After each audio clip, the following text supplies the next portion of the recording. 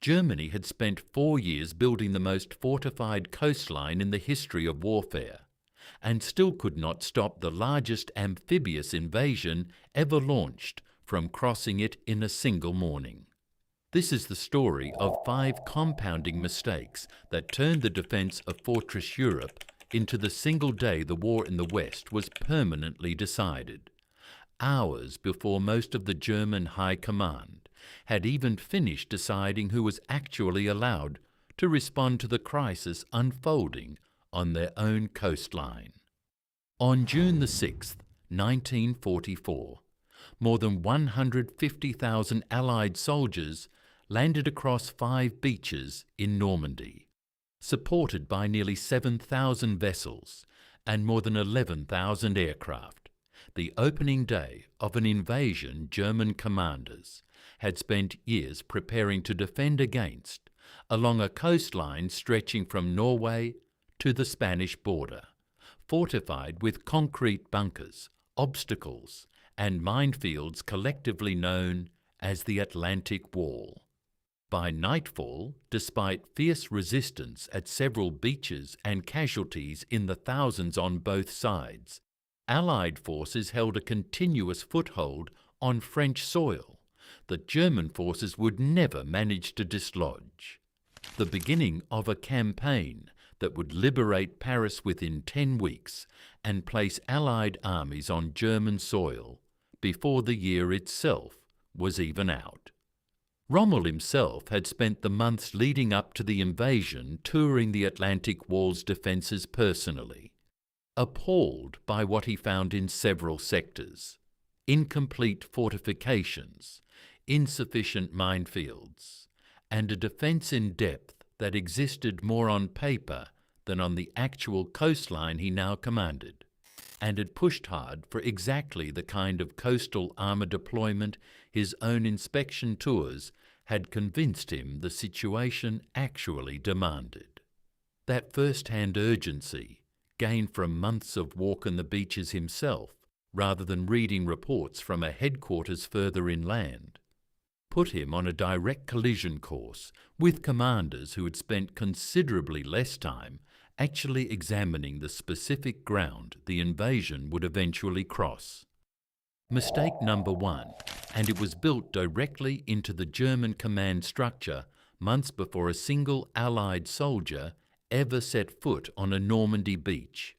a structural flaw baked into the defence long before the actual fighting ever began. Field Marshal Erwin Rommel, commanding Army Group B and responsible for the coastal defences directly facing the invasion, believed Allied air superiority would prevent any large panzer formation from moving safely once a landing began, and argued forcefully that German armour needed to be stationed close to the coast itself, ready to counterattack an invading force in the first chaotic hours before it could establish a secure beachhead and bring its own heavier equipment ashore. Field Marshal Gerd von Rundstedt, the overall commander in the West, and General Leo Geyer von Schweppenburg, the officer who would actually command the Panzer Reserve, argued instead for the more conventional doctrine of holding armour concentrated well inland, ready to strike in a single, decisive counterattack once Allied intentions were fully clear, rather than dispersing tanks along hundreds of miles of coastline defending against a landing that might,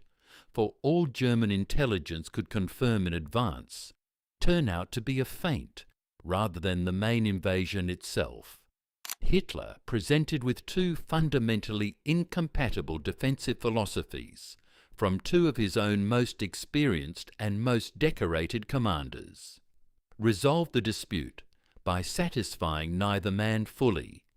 a compromise that historians studying the decision have generally agreed combined the worst features of both approaches rather than the best.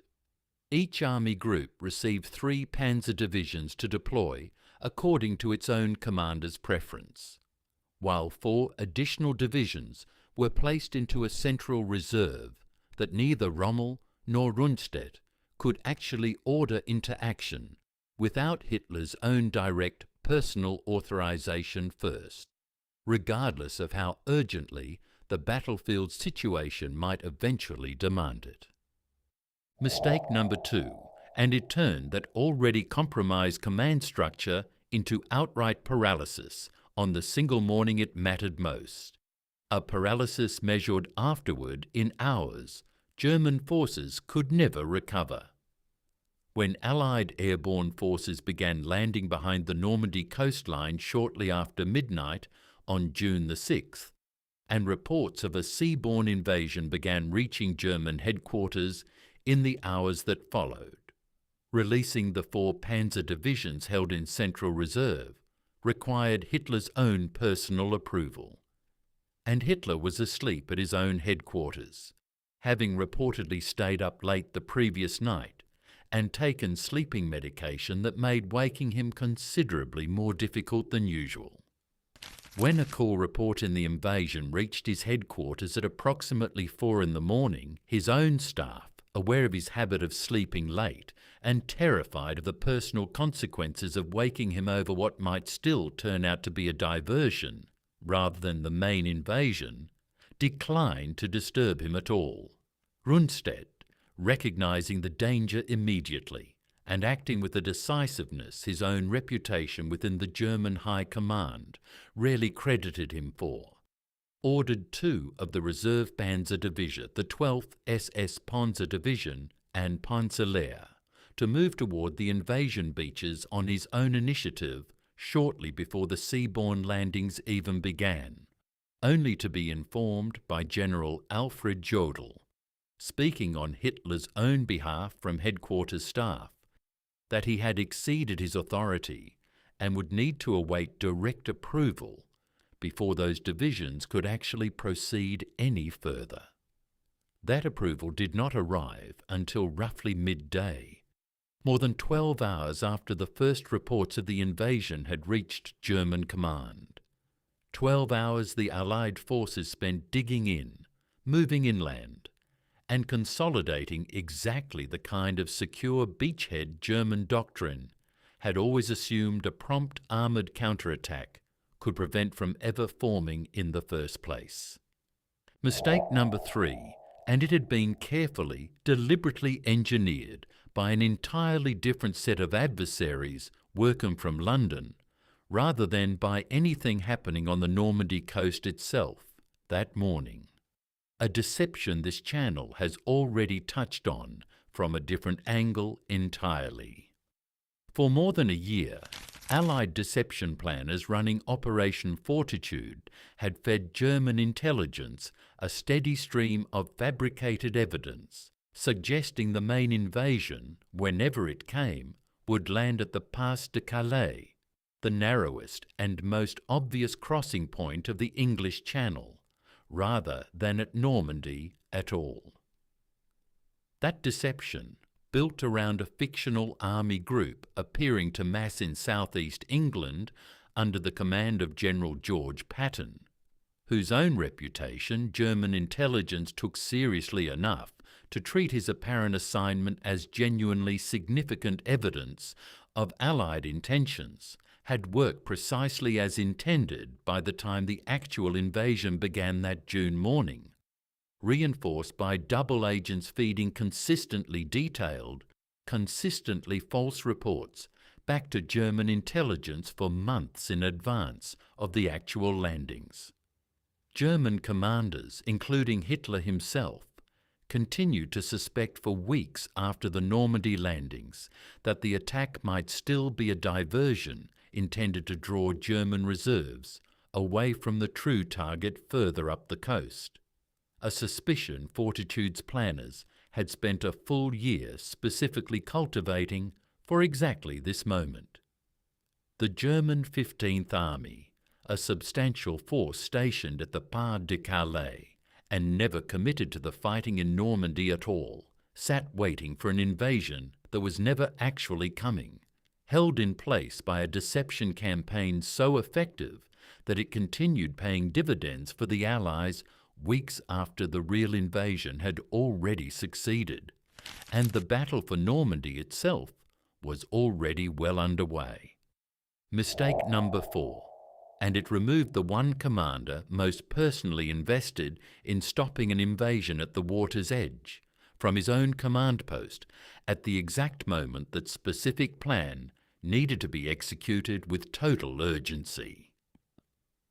Rommel had travelled home to Germany to celebrate his wife's birthday on June the 6th,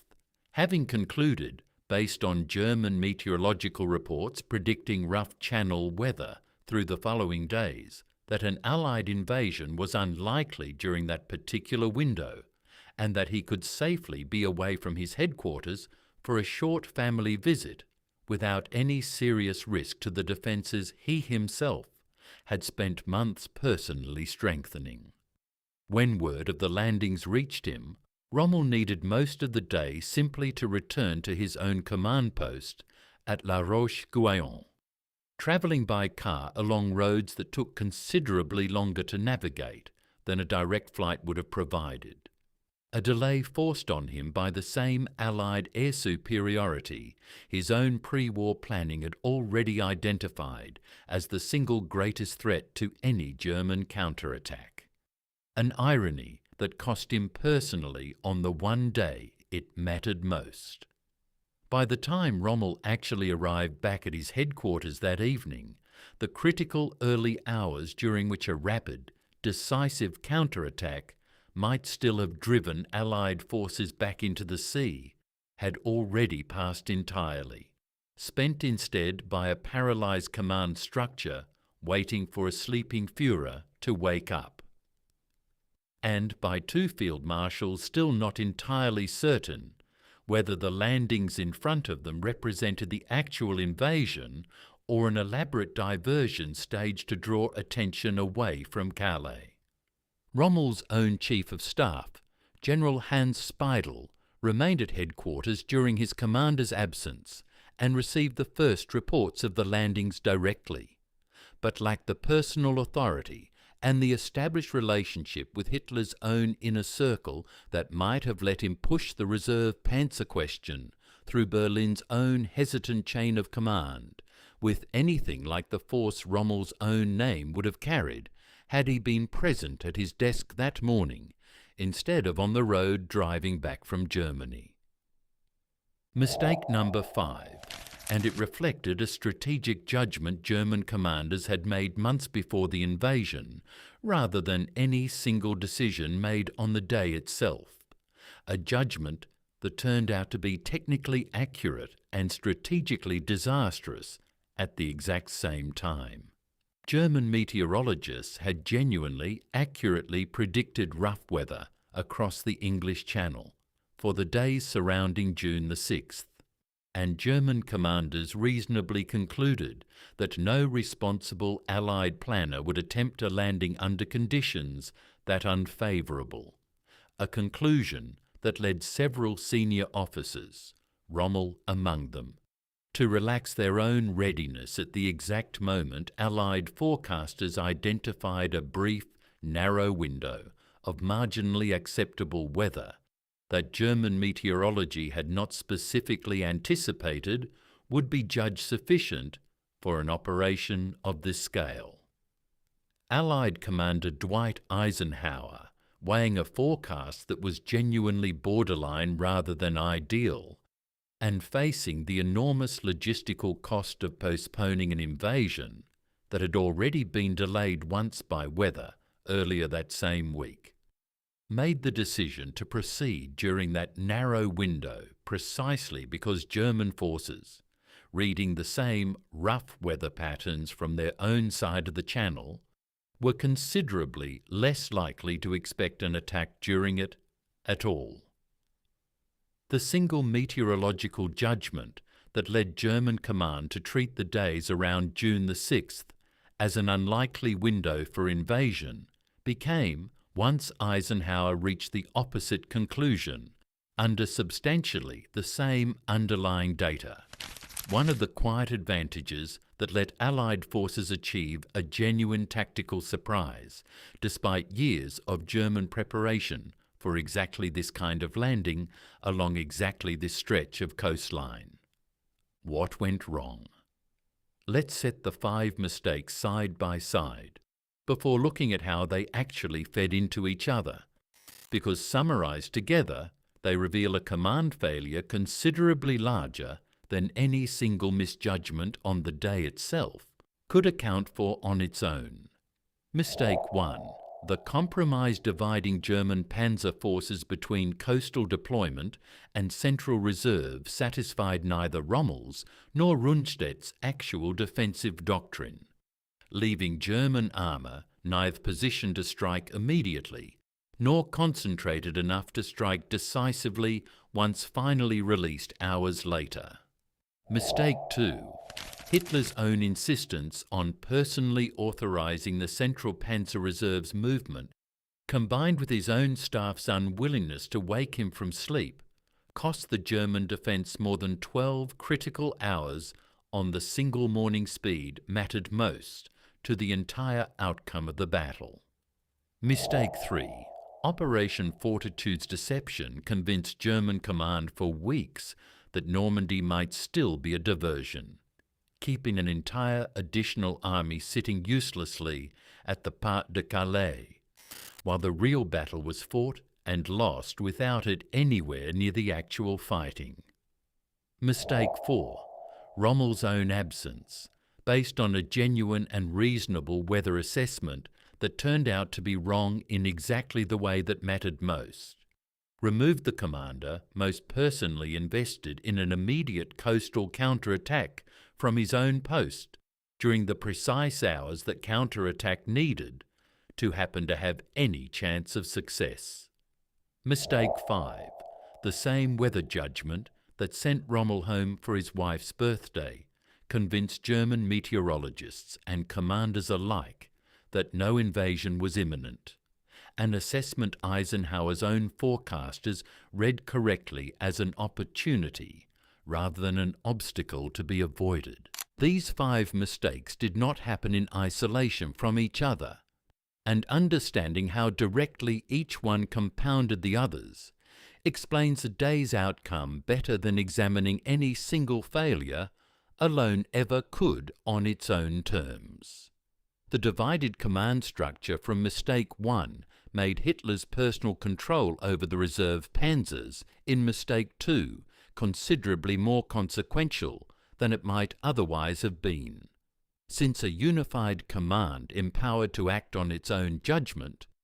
could have released those divisions immediately, regardless of what Berlin thought was happening on the coast, while a divided one had no such independent authority to fall back on once Rundstedt's own initiative was specifically overruled by Hitler's own headquarters staff. The Fortitude deception in Mistake 3 gave Hitler's own hesitation in Mistake 2 a plausible justification it might not otherwise have had, since a Führer who genuinely believed Normandy might be a diversion had real, if ultimately mistaken, reasons to withhold his reserves rather than commit them immediately to what could still turn out to be the wrong battle entirely. A fear Fortitude's planners had spent an entire year specifically cultivating for this exact moment of hesitation. And the shared weather misjudgment behind mistakes 4 and 5 removed Rommel from the field at precisely the moment his own doctrine, panzers close to the coast for an immediate counterattack, most needed a commander physically present and personally empowered to execute it without waiting for authorization, that a divided, hesitant command structure was never going to deliver quickly enough, regardless of who was actually present to receive it, or how urgently he might have pressed for it. The consequences of that compounded failure became clear within days rather than weeks, and in some respects within hours of the landings themselves. The 21st Panzer Division, the only significant German armoured formation to actually engage Allied forces on the day of the landings itself, mounted a limited counterattack between Sword and Juno beaches that afternoon, and came close enough to the coast to see the invasion fleet directly from its own forward positions, but lacked the reinforcement a fully released Central Reserve might have provided, and was forced to withdraw once darkness fell without ever seriously threatening the overall Allied beachhead at any point during the engagement. By the time the 12th SS Panzer Division and Panzer, the two divisions Rundstedt had tried to release on his own authority hours before Hitler finally approved their movement, actually reached the fighting. Allied forces had already brought ashore the heavy equipment, artillery, and reinforcements needed to hold their position against exactly the kind of counterattack those divisions might otherwise have delivered in the invasion's first, most vulnerable hours, when the beachhead was still thin and disorganized. The German 15th Army, held in place at the Pas de Calais by Fortitude's continuing deception for weeks after the actual landings, never fired a shot in the entire Normandy campaign, an entire field army sitting out the decisive battle of the war in the West, while a smaller, poorly coordinated German force fought and lost the actual fight, without any of that reinforcement ever arriving to help it. Historians studying the battle in the decades since have generally agreed that no single one of these 5 failures, considered entirely on its own, was necessarily fatal to the German defence,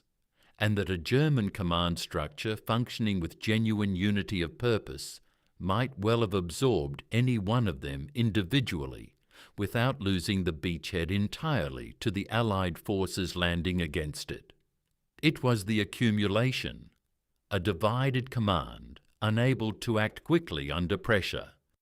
a sleeping Führer whose own staff would not wake him even as reports of the invasion continued arriving, a deception campaign still working its effect weeks after the actual invasion had begun in earnest, and a commander sent home by a weather forecast that turned out to be wrong in exactly the way that mattered most to the entire battle, that turned 5 individually survivable problems into the single day that decided the war in the West, beyond any realistic hope of German recovery afterward.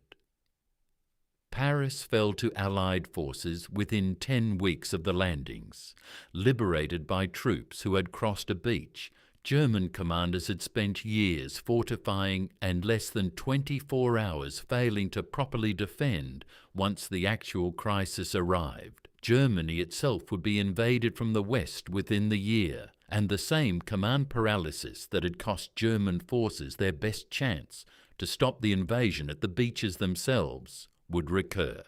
in different forms and under different commanders, at nearly every subsequent major decision point of the war's final, increasingly desperate year.